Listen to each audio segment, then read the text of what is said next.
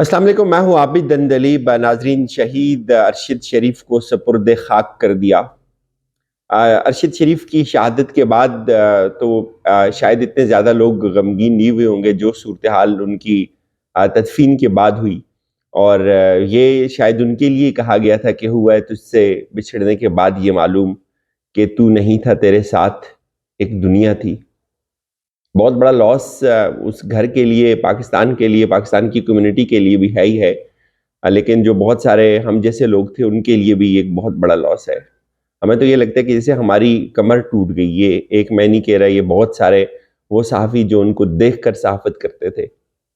آج بہت ساری پریس کانفرنسز بھی ہوئی ہیں، بہت ساری ڈیولپمنٹس ہوئیں، اس کے اوپر تو باتیں ہوتی رہیں گی، لیکن آج جس طرح کا ایک زبردست خراج عقیدت پیش کیا پوری پاکستانی قوم نے شہید ارشد شریف کو، ان کے جنازہ کو، ان کی جنازہ گاہ کے اندر ہم نے کیا دیکھا، صبح سے ان کی تدفین سے کچھ دیر پہلے تک جو مناظر تھے وہ سب جو آنکھوں سے دیکھے وہ آپ کے سامنے رکھیں گے، وہ بہت ضروری ہیں۔ آج صرف ان کی بات ہوگی، باقی سیاسی ایونٹس تو آپ کو پتہ ہے پاکستان میں تو ان کی کمی نہیں ہے۔ جو گھر میں ان کو لایا گیا صبح تقریباً 11 اور 12 کے درمیان، تو اس وقت بھی وہ جو ان کے گھر کے سامنے کی جو جگہ تھی وہ ساری کی ساری بھری ہوئی تھی پھولوں کی پتیوں سے۔ یہ ان کی والدہ صاحبہ کی ایک خواہش تھی، اور ان کے جو ہمسائے تھے ان کا بہت ہی اچھا کردار رہا۔ انہوں نے اپنے گھر کے دروازے کھول دیے۔ یہ 3-4 دن اس پوری اسٹریٹ کے اندر ایک بھرپور ایکٹیویٹی تھی، لوگ تھے، ڈی ایس این جیز تھی چینلز کی، ان سب لوگوں نے بڑے ہی حوصلے کا، اور میں کہتا ہوں کہ ہم جب وہاں باہر بیٹھے ہوتے تھے تو مختلف گھروں سے لوگ آ کر پوچھتے تھے کہ بھائی آپ کو چائے چاہیے، پانی چاہیے، حالانکہ وہاں سب کچھ ہو رہا تھا۔ جو قریبی لوگ تھے وہ خود لے کے آ رہے تھے، لیکن وہ جو ان کے ہمسائے تھے ان کو میرے خیال میں بہت خراج تحسین پیش کرنا چاہیے کہ جس طرح سے، جس اعلیٰ ظرفی کا انہوں نے مظاہرہ کیا، بہت کم ہوتا ہے ایسا۔ آج جب ان کو گھر سے لے کر جایا گیا مسجد کی طرف، فیصل مسجد میں چونکہ ان کا جنازہ ہونا تھا، تو اس سے پہلے ہی بتایا جا رہا تھا کہ 0 پوائنٹ سے فیصل مسجد تک جو گاڑیاں ہیں وہ بالکل بلاک ہو گئی ہیں۔ ان کو ایمبولینس میں لے کے جایا گیا، اور جو بلو ایریا سے جو روڈ فیصل مسجد کی طرف جاتی ہے وہ تمام کی تمام روڈ بھری ہوئی تھی گاڑیوں سے، اور بہت دور تک گاڑیاں لوگ پارک کر رہے تھے۔ کتنے لوگ ایسے تھے جو پیدل چل رہے تھے، بلو ایریا سے فیصل مسجد تک لوگ پیدل چل رہے تھے، ویڈیوز بنا رہے تھے، فسردہ تھے، ہر چہرے کے اوپر آپ کو مایوسی اور ایک عجیب طرح کا اضطراب تھا۔ ہم بھی کافی آگے تک گاڑی میں گئے، اور پھر اس کے بعد وہاں سے آگے پیدل چلتے گئے۔ فیصل مسجد تک ہم بھی پہنچے، لیکن ہم سے پہلے جو جنازہ تھا وہ فیصل مسجد کی بیک سائیڈ پہ پہنچا دیا گیا تھا۔ فیصل مسجد کی جو ٹاپ فلور ہے اس کے اوپر تقریباً وہ بھر چکی ہوئی تھی، سیڑھیوں کے اوپر۔ اس کے بعد جہاں جنازہ تھا بیک سائیڈ پہ وہ تمام جنازہ گاہ بھر چکی تھی۔ اس کے بعد جو باہر کے جتنا بھی حصہ تھا اس بلو ایریا کی طرف وہ تمام بھرا ہوا تھا لوگوں سے۔ نماز جنازہ جب ہوئی تو لوگ بہت سارے ابھی پہنچ رہے تھے، لوگ پیدل آ رہے تھے، گاڑیاں تھی، تمام راستے بند ہوئے تھے، اور کچھ لوگ وہاں تھے جو کہتے تھے کہ یہ پاکستان کی تاریخ کا بڑا جنازہ ہے، کچھ لوگ کہتے تھے کہ یہ یہاں جو ضیاء الحق کا جنازہ ہوا تھا یہ اس سے بڑا جنازہ ہے۔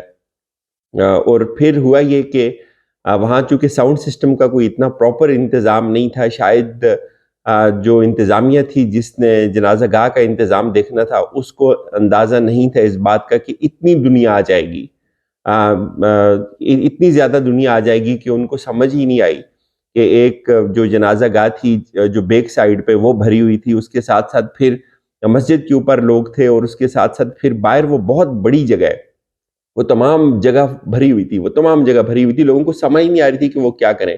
وہ جنازے کا منہ نہیں دیکھ سکتے تھے، ظاہر ہے وہ وہاں تک پہنچ نہیں سکتے تھے۔ اور پھر ہوا یہ کہ جو بہت سارے لوگ نیچے کھڑے ہو گئے، ایک طرف نماز جنازہ ادا کر دی گئی اور لوگوں کو پتہ نہیں چلا نماز جنازہ ادا ہو گئی ہے، تو پھر کچھ لوگوں نے اپنے طور پہ دوبارہ نماز جنازہ پڑھا ان کا، جو اس طرف تھے، چونکہ اوپر چھت سے لوگوں نے اشارہ کیا کہ بھائی دعا ہو رہی ہے، نماز جنازہ ان کی جو ہے وہ ہو گئی ہے، اور اس کے بعد پھر چونکہ اس دوران اور بہت سارے لوگ بھاگنے لگے کہ ہم بھی پہنچیں، پھر کچھ لوگ جو ادھر سے دوبارہ آ رہے تھے انہوں نے پھر تیسری دفعہ نماز جنازہ ان کی پڑھی. پھر کئی بار ایسا ہوا کہ جتنے لوگ پہنچتے گئے وہ صفے مناتے تھے، کھڑے ہو جاتے تھے کوئی لان میں، اور پھر اس کے بعد جو اوپر کی جو سیڑھیاں تھی اس سے لوگ اترتے رہے اور نعرے لگاتے رہے، ارشد شریف طرح جو خون ہوگا وہ رائے گاہ نہیں جائے گا، اور بڑا زبردست قسم کا ان کو خراج عقیدت، اور بڑے دکھی تھے وہ لوگ. جس طرح سے ان کی والدہ صاحبہ کی یہ خواہش تھی کہ بہت اچھا جنازہ اور بہت شاندار جنازہ، شاید بہت کم لوگ سوچ بھی سکتے ہوں گے کہ جس طرح پاکستان کی پوری قوم نے آج ان کو جو خراج تحسین تھا وہ پیش کیا، جس عقیدت مندی کا اظہار کیا ان کے ساتھ، ان کے اہل خانہ کے ساتھ، ان کی مجھے نہیں لگتا کہ شاید 1000 لوگ بھی ایسے ہوئے ہوں گے اس جنازہ گاہ میں جو پرسنلی کبھی ملے ہوں گے ارشد شریف صاحب کو. یہ 1000 تو میں نے بہت زیادہ کہا، تو 1000 بھی ایسا نہیں ہوا ہوگا جس میں لاکھوں کی تعداد میں لوگ تھے. پورے پاکستان میں تو ہوا ہوگا، آپ نے سنا جگہ جگہ ٹی وی پہ ہم نے دیکھا بعد میں کہ مختلف جگہوں کے اوپر نماز جنازہ ان کی ادا کی گئی. لیکن جو مناظر آج فیصل مسجد کے تھے وہ بہت حیران کن تھے. وہ اس طرح کی عزت، اس طرح کی محبت، اس طرح کا وقار کہ بہت کم لوگوں کو نصیب ہوا ہے. اور اس کی یہ جو ایک علامتی اظہار تھا، اس سے بہت ساری چیزیں اسٹیبلش ہوتی ہیں کہ کس طرح جو پاکستان کی قوم تھی وہ ان کے ایک ایک حرف کے ساتھ کھڑی تھی. ان کی لفظوں کی جو آبرو مندی کی ہے اس قوم نے آج، میرے خیال میں اس سے بہتر کوئی نہیں ہو سکتا تھا. جس طرح سے لوگ آج ان کے لیے نکلے، ان کے لیے اشک بار تھے، رو رہے تھے لوگ، پریشان تھے. یہ بہت کم لوگوں کو یہ توقیر اس آخری سفر میں نصیب ہوئی ہوگی. اور اس کے بعد پھر جو ایک پریس کانفرنسز کا سلسلہ میرے خیال میں یہ جو ہوا تھا شروع، یہ ان کی تدفین کے دوران بھی ہوا. حیران کن اور افسوسناک بات یہ ہے کہ اس دوران جو اے آر وائی تھا، ان کا اپنا چینل تھا، اس کو چاہیے تھا کہ وہ اس کی لائیو کوریج کرتا ان کی جو تدفین ہو رہی تھی. اور اس دوران انہوں نے کرکٹ کا ایک میچ ساتھ دکھانا شروع کر دیا. اور بہت سارے اس کے اوپر سوالات ہیں ارشد شریف صاحب کی شہادت کے اوپر. تقریباً میں نے 155 سوالات لکھے ہیں، میں نے اپنی کمیونٹی کے اوپر پوسٹ کیا، میں وہ ضرور پڑھیے. اس کے اوپر میں کل ویڈیو بھی کروں گا.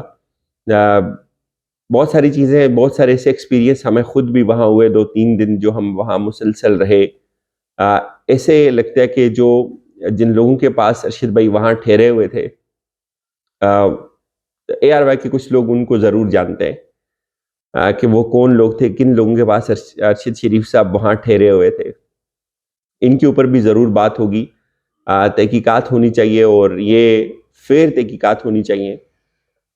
یقین مانے اگر کوئی سنجیدگی سے، خلوص نیت سے یہ تحقیقات کرنا چاہتا ہے تو یہ 10 سے 15 دن کا کام ہے. یہ پتہ چل سکتا ہے کہ ارشد بھائی کو کس نے شہید کروایا، اس کے کیا موٹیوز تھے. اگر آپ وہ میرے سوالات پڑھیں گے، آپ کا جو یہ سوچنے کا انداز ہے یہ بہت حد تک کلیئر ہو جائے گا. اور بہت آسانی سے اگر ان سوالوں کے جواب مل جاتے ہیں، اگر اس میں سے 30 سوالوں کے جواب بھی مل جاتے ہیں، تو یہ اسٹیبلش ہو جائے گا کہ ان کو کن حالات میں اور کس نے قتل کروایا.